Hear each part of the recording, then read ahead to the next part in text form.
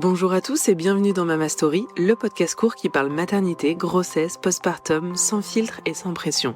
C'est le compagnon idéal de tes pauses, à écouter avec ton café, entre deux tétés, avant de dormir, sous la douche ou avant ton rendez-vous médical. L'idée ? Partager, informer, déculpabiliser sans te voler ton temps. Parce qu'on le sait, avant ou après la naissance de bébé, s'accorder une parenthèse, c'est déjà un exploit. Moi, c'est Laura, jeune maman, et je te partage mon expérience de la grossesse et de la maternité. Aujourd'hui, on va parler d'un sujet un peu tabou, oser s'arrêter avant son congé maternité. Parce que oui, il y a une vraie pression à tenir jusqu'au bout. Et moi, personnellement, je me suis arrêtée presque 3 mois avant le congé maternité.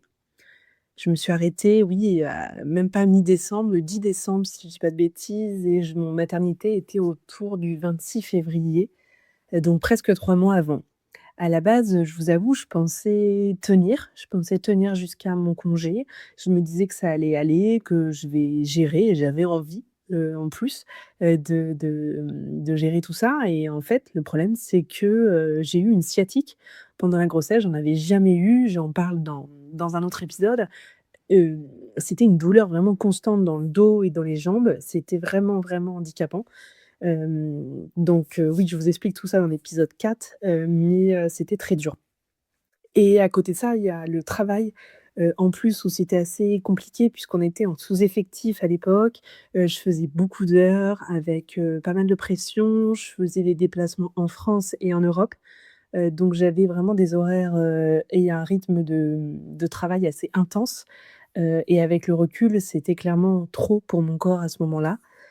Et à la fois le corps et le mental, bien évidemment et malgré tout ça, je voulais pas m'arrêter au début. J'avais peur clairement de mettre un peu le bazar au travail, dans mon équipe.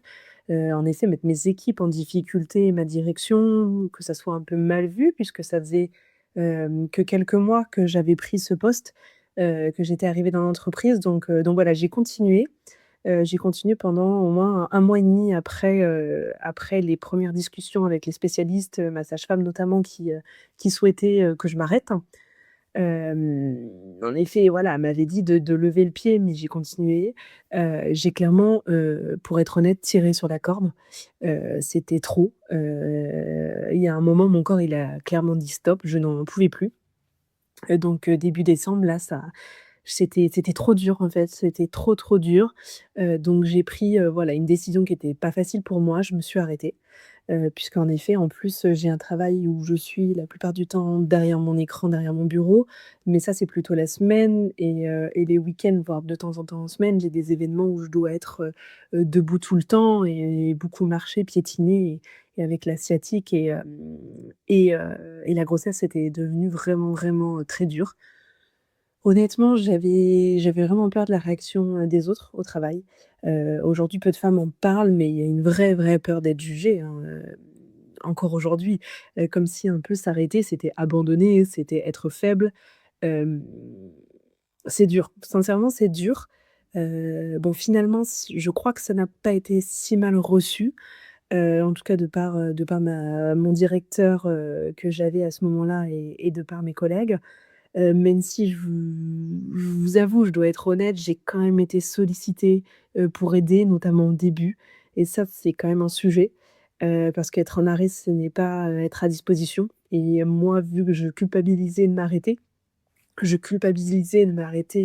plus tôt que prévu, hem, bah, j'étais un peu à dispo et ça normalement je n'aurais pas dû, c'est pas légal, mais voilà je ne pouvais pas moi abandonner mes équipes et la direction.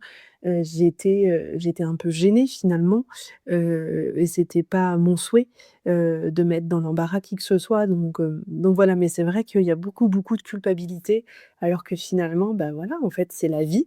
On est enceinte, il peut y avoir quelques complications. Le plus important, c'est son bébé et soi.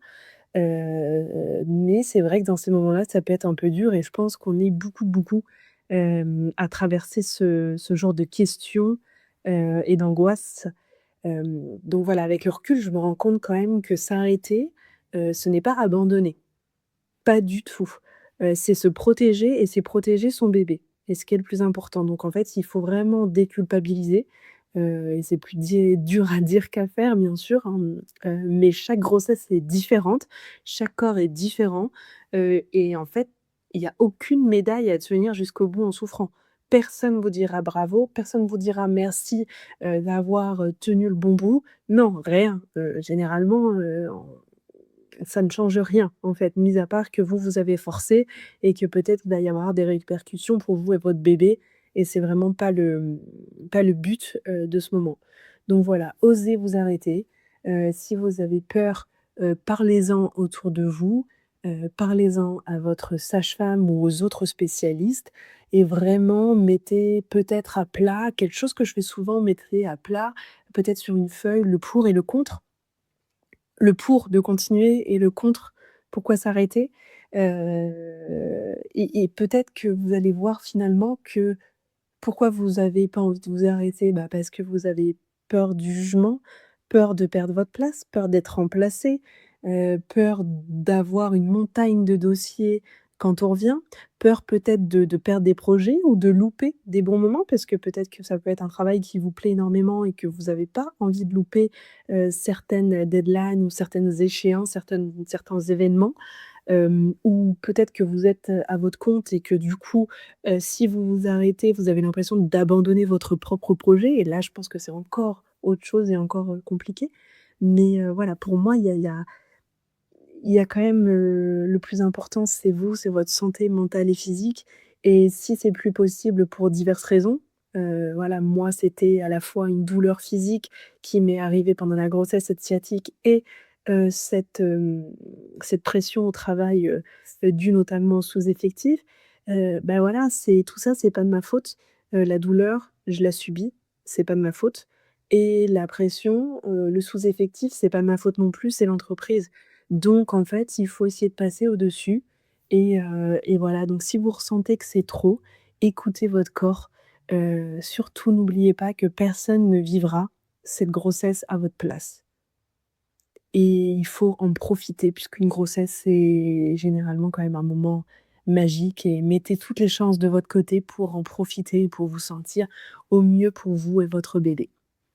Si cet épisode vous parle, vous a plu, n'hésitez pas à le partager à une autre future maman.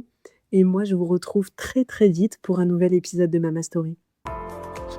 Merci d'avoir écouté cet épisode de Mama Story. Si ce moment t'a parlé, si tu t'es reconnu ou que ça t'a simplement fait du bien, n'hésite pas à t'abonner, à partager autour de toi ou à commenter. On se retrouve très vite pour continuer à raconter la maternité avec douceur, vérité et sans pression. À bientôt!